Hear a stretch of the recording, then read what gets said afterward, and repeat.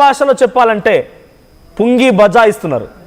2 రోజుల్లోనే లక్షల మంది అన్సబ్స్క్రైబ్ చేసుకున్నారు. 2.5 మిలియన్ నుంచి 2.4 మిలియన్ సబ్స్క్రైబర్స్ కి పడిపోయింది. ఇక హిందువులంతా అన్వేష్ ను అన్ఫాలో కొట్టాలంటూ సోషల్ మీడియాలో పోస్టులు సైతం వెలుస్తూ ఉన్నాయి. అన్వేష్ పై సీరియస్ యాక్షన్ తీసుకోవాలని డిమాండ్ వ్యక్తమవుతూ ఉన్నాయి.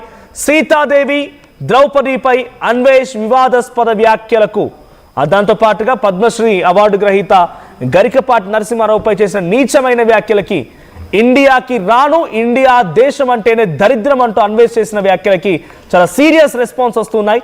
చాలా మంది రియాక్ట్ అవుతూ ఉన్నారు. చాలా మంది తమ ఆగ్రహాన్ని వెలగక్కుతూ ఉన్నారు. తనని ఏకంగా దొరికితే బండకేసి బారుతామంటున్నారు. బరితెగించినటువంటి ఈ బలుపు మాటలు చాలా మందిని కూడా ఆగ్రహానికి గురి చేస్తున్నాయి. ఇక్కడితో ఆగకుండా చాలా మంది ఇంత ఆగ్రహం వెలగక్కుతున్నా, ఇంతమంది కోపానికి గురవుతున్నా కూడా ఆయన సారీ చెప్పడం అటు ఉంచితే, నేను భారతీయుడిని, నేను హిందూ ధర్మాన్ని కాపాడేవాడిని, నేను రామాయణ భాగవతాలను పట్టుకొని దేశ విదేశాల్లో తిరుగుతూ ఉన్నాను, నేను ఇక్కడ కూడా పూజలు చేస్తున్నాను, నేను అసలైన హిందీని, మీరు కాదు, మీరెవరని అడగడానికి అంటూ కూడా ఆయన మళ్ళీ పోస్టు చేయడాలు, నేను 6 కోట్ల రూపాయల బ్యాంకు బ్యాలెన్స్ ఉంది, నాకు డబ్బులు ఉన్నాయి, మీరెవరు నన్ను ఏం చేయలేరన్న రకంగా విర్రవీగడాలు, ఇటువంటి ప్రవర్తన చాలా దురుసుగా కనబడుతోంది. సో ఇక్కడ జనరలైజ్ చేసి చూస్తే సోషల్ మీడియాలో ఇటువంటి వ్యాఖ్యల్ని ఇక్కడితో కట్టడి చేయకపోతే భారతదేశం గురించి ప్రస్తావన వచ్చింది, భారతీయ మహిళల గురించి ప్రస్తావన వచ్చింది, భారతీయ హిందూ దేవుళ్ళ గురించి ప్రస్తావన వచ్చింది. ఇకనైనా ఇటువంటి వాటిని కట్టడి చేయకపోతే రేపు ఈరోజు అన్వేష్ ఈడో దరిద్రుడు మోపయ్యాడు, రేపు ఇంకొకటి మొదలవుతాడు, ఆ తర్వాత ఇంకొకటి మొదలవుతాడు, ఒకరి తర్వాత ఒకరు ఒకరిని చూసి ఇంకొకడు విచ్చలవిడితనం బూతు పురాణంతో సోషల్ మీడియాని మొత్తాన్ని నింపేస్తూ ఉంటారు. ఏ మాత్రం దేశమన్నా, దేశంలో మహిళలన్నా ఎటువంటి గౌరవం లేకుండా పోతుంది. ఇటువంటి నీచపు వ్యాఖ్యలు చేస్తే వీడే మళ్ళీ ఏమంటున్నాడంటే, I'm fighting for freedom of Indian women, భారతదేశ మహిళల స్వతంత్రం కోసం పోరాడుతున్నాను అంటున్నాడు. వీడే బయట దేశస్తుల యొక్క మహిళలు నీచాతి నీచంగా చూపించడాలు, వాళ్ళతో డబుల్ మీనింగ్ డైలాగులు మాట్లాడుతూ విచ్చలవిడి వీడియోలు తీసేవాడు. వాడు భారతీయ మహిళల గౌరవాన్ని కాపాడుతాడంట. నేను లైవ్లో జాయినటువంటి మహిళల్నే దరిద్రపు దాన అని, పతివ్రత అని రకరకాల పేర్లతో సంబోధించిన వీడు, భారతీయ హిందూ మహిళల గురించి మాట్లాడిన వీడు, భారతీయ హిందూ దేవుల గురించి మాట్లాడిన వీడు మళ్ళా నేను భారతీయ దేశంలో ఉన్నటువంటి మహిళల స్వాతంత్రం కోసం పోరాడతానంటున్నాడు. సో మరి మాట్లాడడం ఇదే అంశానికి సంబంధించి ఎమ్మెల్సీ దువ్వాడ శ్రీనివాస్ గారు ఉన్నారు, మాట్లాడతారు ఆయన కూడా. శ్రీనివాస్ గారు, so at the same time Madhuri గారు కూడా ఉన్నారు. సో మాధురి గారు, శ్రీనివాస్ గారు ఇద్దరు కూడా, సో అన్వేష్ వ్యాఖ్య ఎలా చూడాలి, అన్వేష్ మాట్లాడిన ఇంత విపరీతమైన మాటల్ని, ఇంత విపరీతమైన దరిద్రపు మాటల్ని ఎలా కన్సిడర్ చేయాలి? పైపెచ్చిలా మాట్లాడుతూనే భారతీయ మహిళల యొక్క స్వాతంత్రం కోసం పోరాడతాను అంటున్నాడు. ఎలా చూడాలి వ్యాఖ్యల్ని? మనోజ్ గారు, ఇప్పుడు ఇలాంటి స్ట్రీట్ డాగ్స్, ఇలాంటి ఊర కుక్క నా కొడుకుల గురించి మాట్లాడి మనం దిగజారాల్సిన అవసరం లేదు. కానీ వాడు ఆడే భాష మాత్రం చాలా, ఆడే మాటలు మాత్రం చాలా అభ్యంతరకరంగా ఉన్నాయి.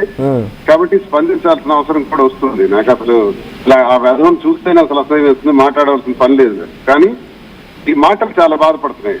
హిందూగా నేను చాలా మదనపడుతూ నేను మాట్లాడాల్సి వస్తుంది. ఇలాంటి విధవ సీతాదేవి గురించి, మహాసాధ్వి సీతమ్మ తల్లి గురించో, మహాపతివ్రత శాస్త్రి అయినటువంటి ద్రౌపది గారి గురించో వీడికి ఏం తెలుసని మాట్లాడుతున్నాడు? యుగాల గురించి, పురాణాల గురించి, ఆ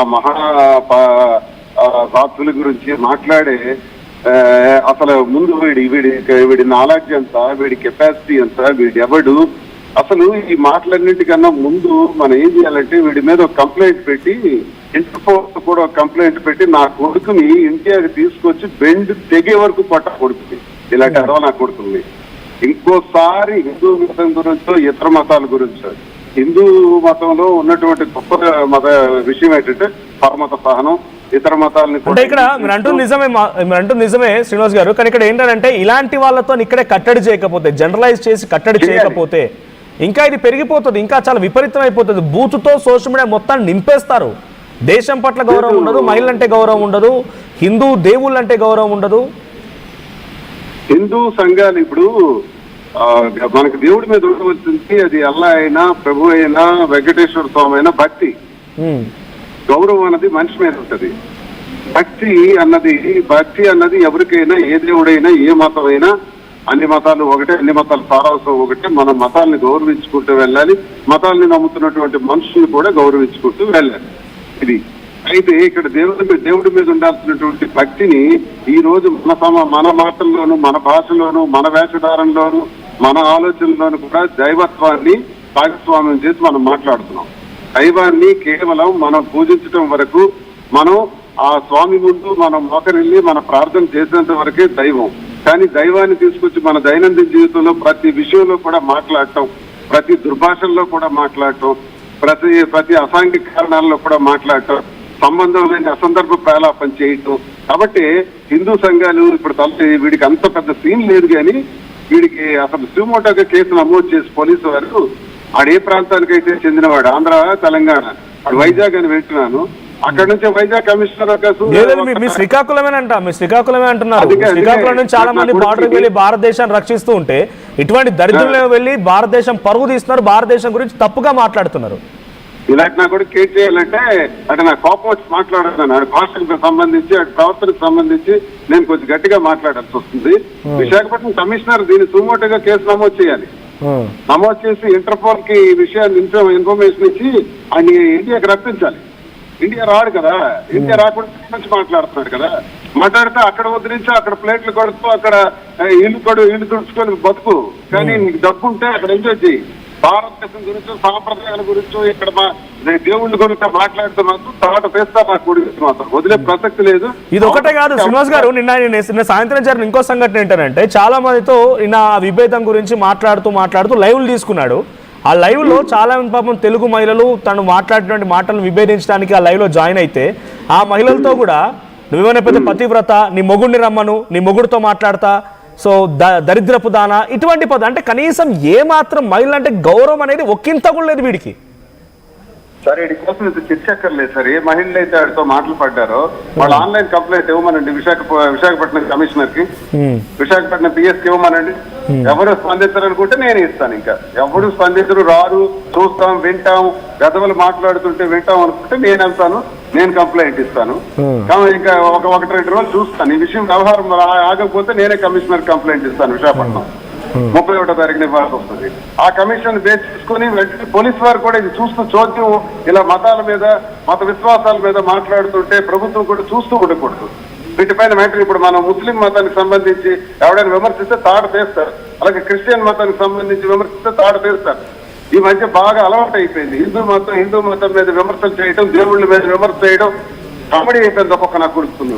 కాబట్టి మనం స్పందించాలా. శ్రీనివాస్ గారు, మీకు పురాణ ఇతిహాసాలు చాలా తెలుసు, మీరు చాలా సందర్భాల్లో ఇంటర్వ్యూలో కూడా పురాణ ఇతిహాసాల గురించి మాట్లాడుతుంటారు, అద్భుతమైనటువంటి పద్యాలు కూడా పాడుతూ ఉంటారు, నేను చూశాను. సో ఆయన ఏమన్నాడంటే, వాడు రామాయణ భాగవతాలని దేశాల్లో ప్రచారం చేస్తున్నాను, నాకు తెలుసు అంతా అని చెప్తూ సీతమ్మ వారిని, ద్రౌపదిని ఆ రోజు ఏ టీ షర్ట్ వేసుకుందని వాళ్ళని రేప్ చేశారంటున్నాడు. వీళ్ళు ఇంత దరిద్ర పదం వాడాడు. ఈ మాట్లాడడానికి నాకు కూడా ఇబ్బందిగా ఉంది. సీతమ్మ సాక్షాత్తు లక్ష్మీదేవి సార్. లక్ష్మీదేవి అవతారమే సీతమ్మ తల్లిగా ద్వాపరయుగంలో త్రేతాయుగంలో జన్మించారు. శ్రీరామచంద్రుడి సతీమణిగా సీతాదేవిది ఒక గొప్ప కావ్యం. ఆ కావ్యం సీతమ్మ తల్లి పేరు తలుచుకున్న, శ్రీరామచంద్రమూర్తి పేరు తలుచుకున్న జన్మ ధన్యం అవుతుంది. కానీ దైవ దూషణ చేసేవాడికి మళ్ళీ దైవాన్ని గురించి మాట్లాడే హక్కు ఉండదు.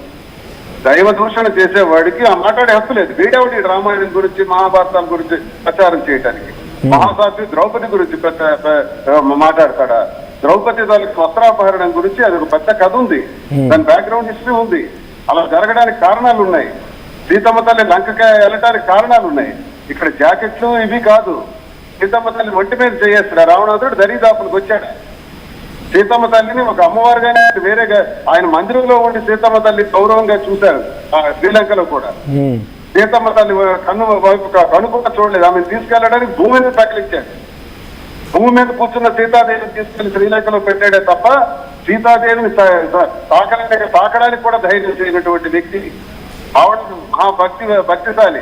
అదంతా జరిగింది ఎందుకు అంటే అది కథ పురాణాల్లో అవన్నీ ప్రపంచానికి, విశ్వానికి తెలియజేయాలి. శ్రీరామచంద్రమూర్తి అవతారం ఒక గొప్ప. భారతదేశాన్ని దరిద్రం అన్నాడండి, భారతదేశం దరిద్రం అన్నాడు. దరిద్రం తోలు తీయాలి నా కొడుక్కి. అడిగి ఎంత చెప్తాను కదా సార్, దీనికి సొల్యూషన్ ఒక్కటే. ఇంటర్పోల్ లో వాళ్ళు పోలీసుకి కంప్లైంట్ ఇచ్చి ఇంటర్పోల్కి వెళ్తే అక్కడి నుంచి రప్పించాలి నా కొడుకుని. ఒప్పించి తీవ్రమైన శిక్షలు వేయాలి అలాంటి వాళ్ళకి, తీవ్రమైన కఠిన కారణ శిక్ష. ఇది 6 కోట్లు ఎంత కాపాడుతుందో చూస్తాం. ఇంకోటి మాట్లాడాలంటే బెండు తెలుగు ఒక్కొక్కడికి ఉంది దేశంలో, ఎవడైనా కానీ మతాల గురించి మాట్లాడాలంటే. శ్రీనివాస్ గారు, ఇప్పుడు డోంట్ మైండ్ ఒక్కసారి మాధురితో కూడా మాట్లాడిస్తారా? మాధురి గారు, రైట్. సో మాధురి గారు, నిన్న కొంతమంది లైవ్లో మహిళలు జాయిన్ అయినా కూడా వాళ్ళను సైతం చాలా పిచ్చి వ్యాఖ్యలు అవుతుంది. దరిద్రపు దాన అని, పతివ్రత అని, రావే చూసుకుందాం, లేకపోతే నీ మొగండి రమ్మని చెప్పడం అని, ఇటువంటి పదాలతో పాటుగా భారతదేశం దరిద్రం, రేపటి రోజు నా కూతురు పుట్టినా కూడా నా కూతురుని కూడా రేప్ చేస్తారనే పదాన్ని ఉపయోగించాడు వీడు. అసలు అలాంటి నేచర్తో మహిళలు అసలు ఫోన్ ఎన్నో లైవ్ కూడా జాయిన్ అవ్వకూడదండి. అలాంటి నేచర్తో వాడిని కంప్లీట్ గా బాయ్కట్ చేయాలి. వాడి అకౌంట్ ని అందరూ 100% అన్సబ్స్క్రైబ్ చేయాలి. వాడి అకౌంట్ రిపోర్ట్ కొట్టాలి. వాడు అసలు యూట్యూబ్ వీడియోస్ పెట్టినకుండా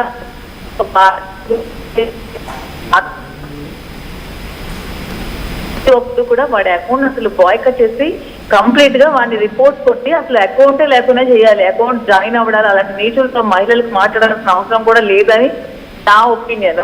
వాడు అసలు లైవ్ లోకి వెళ్ళడం, జాయిన్ అవ్వడం కూడా అసలు వాడు చేయకూడదు. వాడిని మనమే హైలైట్ చేస్తున్నాం, వాడు మనమే ఎంకరేజ్ చేస్తున్నాం, వాటికి మనమే సబ్స్క్రైబ్ చేసుకొని మనమే వ్యూవర్షిప్ ఇచ్చి మనమే పెద్ద హీరోని చేస్తున్నాం. వాడి పెద్ద హీరో కాదు వాడు, అందరిలాగా ఒక కామన్ మ్యాన్, ఒక హీరో. మనం ఆ స్టేజ్కి వెళ్ళి వాడిని ఈ రోజు ఇలా మాట్లాడే స్థాయికి తీసుకొచ్చాం అంటే మనలో కూడా తప్పుంది. కాబట్టి వాడిని అసలు ఎంటర్టైన్ చేయకూడదు, ఎంకరేజ్ చేయకూడదు. వాడికి రిపోర్ట్ కొట్టి 100% వాడి అకౌంట్ పూర్తిగా బ్లాక్ అయిపోవాలి. వాడు మాట్లాడే విధంగా ఉండకూడదు. చెప్పినట్టు ఇంటర్పోల్ లో వాడు కంప్లైంట్ పెట్టి వాడికి ఇండియాకి రప్పించి తగినంత శిక్షలు అయితే వేయాలని నేనైతే కోరుకుంటున్నాను. వీడిని చూసి ఇంకొకరు ఎవరు కూడా ఇలా తయారవకూడదు అంటే వీడు ఖచ్చితంగా శిక్ష పడాలని నేనైతే కోరుకుంటున్నాను. అంటే ఇప్పుడు చాలా మందికి ఏమవుతుందంటే సోషల్ మీడియాలో ఏ ఇష్టం